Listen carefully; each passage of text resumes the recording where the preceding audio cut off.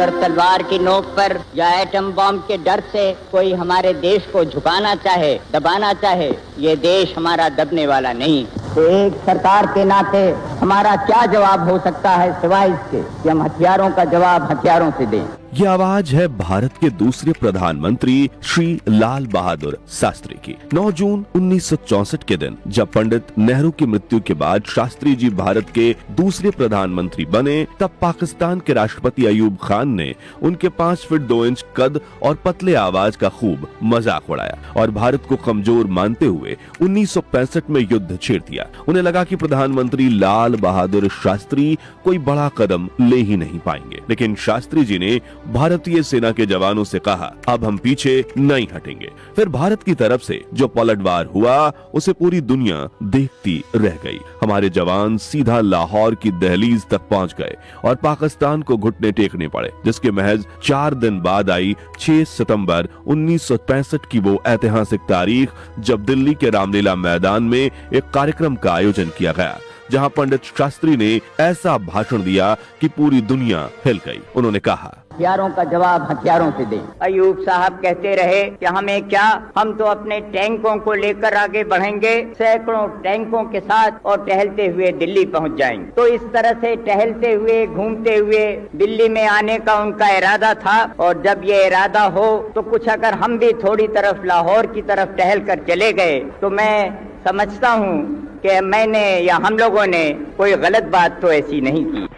जय हिंद। अपने इस ऐतिहासिक भाषण में प्रधानमंत्री लाल बहादुर शास्त्री ने वो नारा भी दिया जो आज भी भारत के इतिहास का हिस्सा है, जय जवान जय किसान। लेकिन क्या आप जानते हैं कि उनकी एक आवाज पर पूरे देश ने एक वक्त का खाना छोड़ दिया था? मगर क्यों? और अचानक मौत के बाद उनका पोस्टमार्टम क्यों नहीं किया गया? क्या उनकी हत्या की साजिश की गई थी? जानेंगे पूर्व प्रधानमंत्री शास्त्री जी के जीवन से जुड़ी कुछ ऐसी ही कहानियां जिन्हें इतिहास भूल चुका है।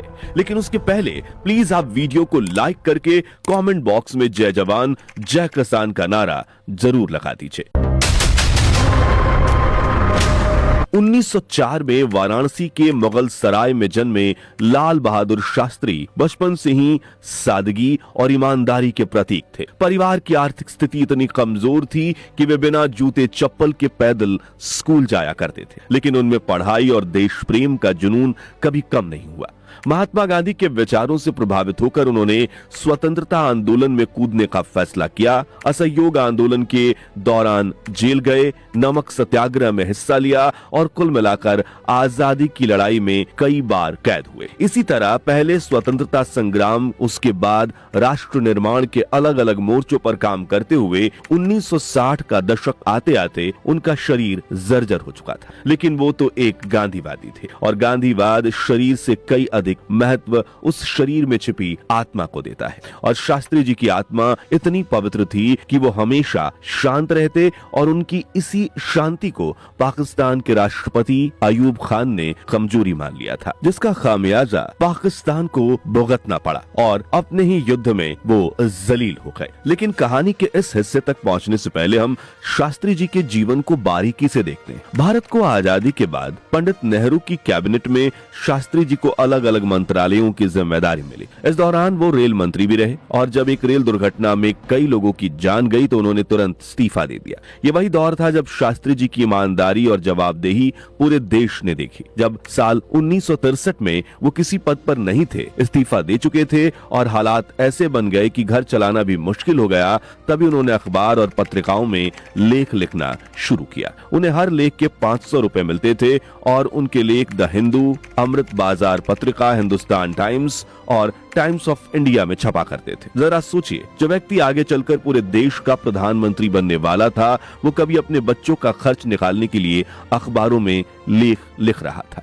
यही शास्त्री जी की असली ताकत थी, सादगी और ईमानदारी। उनके साथ काम करने वाले बताते हैं कि गृह मंत्री रहते हुए अगर कोई अफसर उनके कमरे में आता, शास्त्री जी खुद उसे चाय परोसते और जब वो लोग उन्हें ना कहते तो शास्त्री जी बोलते, ये मेरा कमरा है, इसलिए प्याली में चाय डालने का हक भी मेरा ही है। उनके सचिव रह चुके सीपी श्रीवास्तव अपनी किताब लाल बहादुर शास्त्री या life of truth in politics में लिखते हैं, कभी कभी वे बात करते हुए अपनी कुर्सी से उठ खड़े होते थे और कमरे में चहलकदमी करते हुए हमसे बात करते थे। कभी कभी कमरे में अधिक रोशनी की जरूरत नहीं होती थी, शास्त्री अक्सर खुद जाकर बत्ती का स्विच ऑफ करते थे। उनको यह मंजूर नहीं था कि सार्वजनिक धन की किसी भी तरह बर्बादी हो। दोस्तों, प्रधानमंत्री नेहरू और लाल बहादुर शास्त्री काफी अच्छे दोस्त थे और 27 मई 1964 के दिन जब 74 साल की उम्र में दिल का दौरा पड़ने से पीएम नेहरू का देहांत हुआ, तब एक तरफ शास्त्री जी काफी दुखी थे और दूसरी तरफ पूरे देश में एक बड़ा सवाल खड़ा हो गया कि आखिर भारत का अगला प्रधानमंत्री कौन होगा। उस समय सबसे मजबूत दावेदार माने जाते थे इंदिरा गांधी और मोरारजी देसाई। देसाई का राजनीतिक कद बहुत बड़ा था, उनका प्रशासनिक अनुभव भी लाजवाब था और उन्हें खुद पर पूरा भरोसा था कि वही अगले प्रधानमंत्री बनेंगे। लेकिन कांग्रेस पार्टी के भीतर ही बहुत से नेता मानते थे कि मोरारजी की सख्त और हावी होने वाली शैली लोकतांत्रिक माहौल के लिए ठीक नहीं होगी। ऐसे में बीच का रास्ता खोजा गया और नजरें टिकी लाल बहादुर शास्त्री पर। शास्त्री जी ना तो सत्ता के लिए ललायत थे, ना ही उन्होंने कभी कुर्सी की राजनीति की थी। वे तो हमेशा संगठन और देशभक्ति में ही काम करते रहे। यही कारण था कि पार्टी के बड़े नेताओं को लगा कि ऐसा व्यक्ति प्रधानमंत्री बनेगा तो सब कुछ साथ लेकर चलेगा। कांग्रेस वर्किंग कमेटी की मीटिंग से लंबी चर्चाओं के बाद आखिरकार 9 जून 1964 को सर्वसम्मति से लाल बहादुर शास्त्री को भारत का दूसरा प्रधानमंत्री चुना गया। इस वक्त आप स्क्रीन पर प्रधानमंत्री पद की शपथ लेने वाली उनकी दुर्लभ फुटेज देख रहे हैं। लेकिन इतने बड़े लोकतंत्र को संभालना बिल्कुल आसान नहीं था। प्रधानमंत्री बनने के बाद शास्त्री जी को एक ऐसा हिंदुस्तान मिला जो 1962 की चीन से हारकर टूटा हुआ, भूख और गरीबी से जूझ रहा था। देशवासियों को दाने दाने के लिए मोहताज होना पड़ रहा था। देश में गेहूं और चावल की भारी कमी थी, खेत में पैदावार घट रही थी और देश को पेट भरने के लिए अमेरिका से गेहूं मंगवाना पड़ रहा था। उस दौर में अमेरिका की तरफ से जो गेहूं हमें भेजा जाता था वो PL 480 योजना के तहत आता था,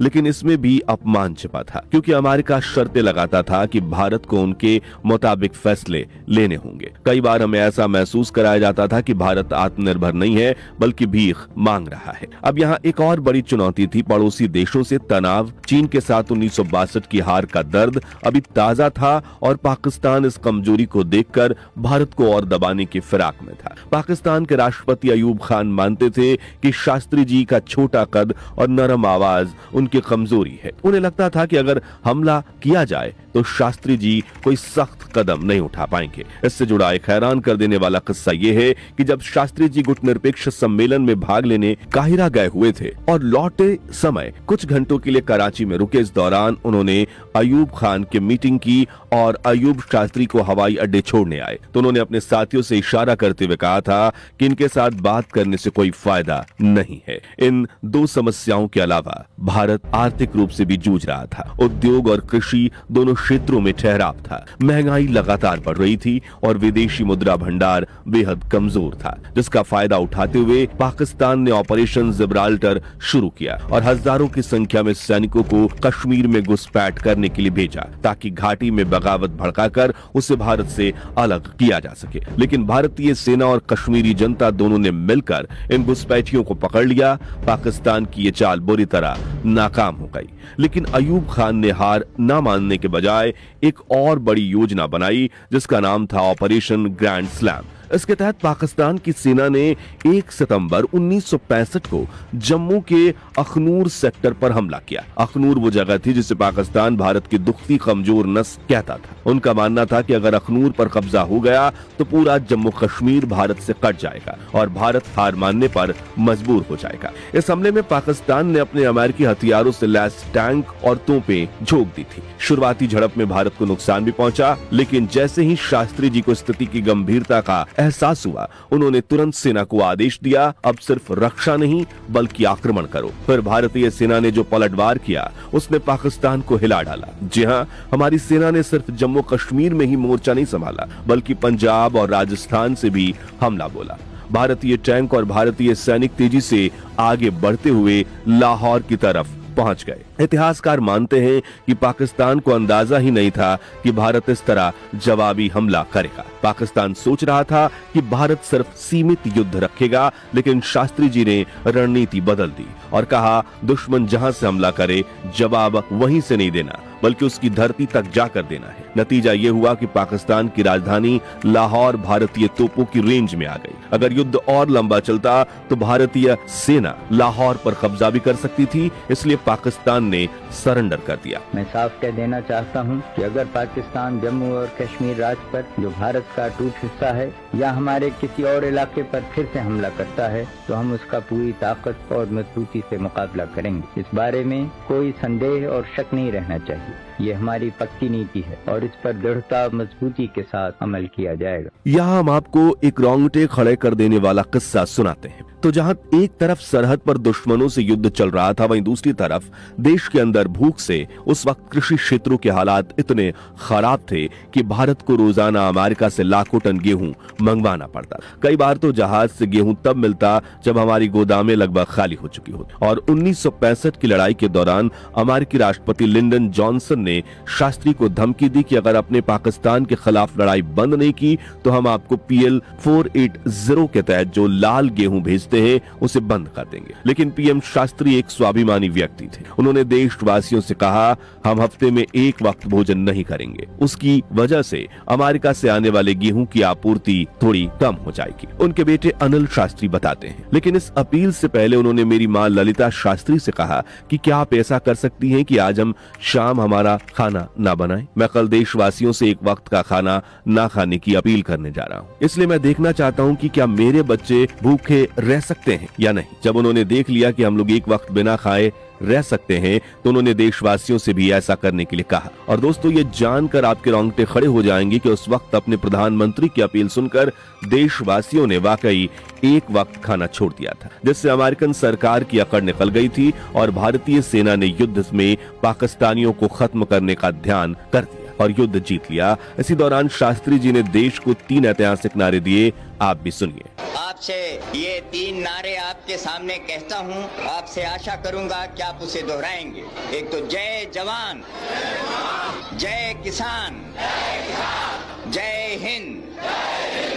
दोस्तों, साल 1965 में भारत पाक युद्ध के बाद शांति समझौते के लिए 10 जनवरी 1966 को उज्बेकिस्तान की राजधानी ताशकंद में एक मीटिंग हुई। लाल बहादुर शास्त्री और पाकिस्तान के राष्ट्रपति अयूब खान इस समझौते पर हस्ताक्षर करते हैं। लेकिन उसी रात ताशकंद से ऐसी खबर आई जिसने पूरे देश को शोक में डाल दिया। कहा गया कि आधी रात दिल का दौरा पड़ने से शास्त्री जी की मौत हो गई। लेकिन असली रहस्य यहीं से शुरू होता है। शास्त्री जी के परिवार का दावा था कि उनके शरीर पर नीले धब्बे थे, जैसे किसी ने उन्हें जहर दिया। सबसे हैरानी की बात, उनका पोस्टमार्टम कभी नहीं हुआ। अब दुनिया के सबसे बड़े लोकतंत्र के प्रधानमंत्री की अचानक मौत और जांच तक ठीक से नहीं हुई। क्यों? क्योंकि उनकी मौत से जुड़े डॉक्यूमेंट्स आज भी दुनिया के सामने नहीं लाए गए। कहीं वाकई में किसी साजिश के तहत उनकी हत्या तो नहीं की गई थी? अगर हाँ, तो उसके पीछे किसका हाथ था? इन सभी रहस्यों से पर्दा उठाएंगे हम शास्त्री जी की अनसुनी अनकही कहानियों के अगले पार्ट में।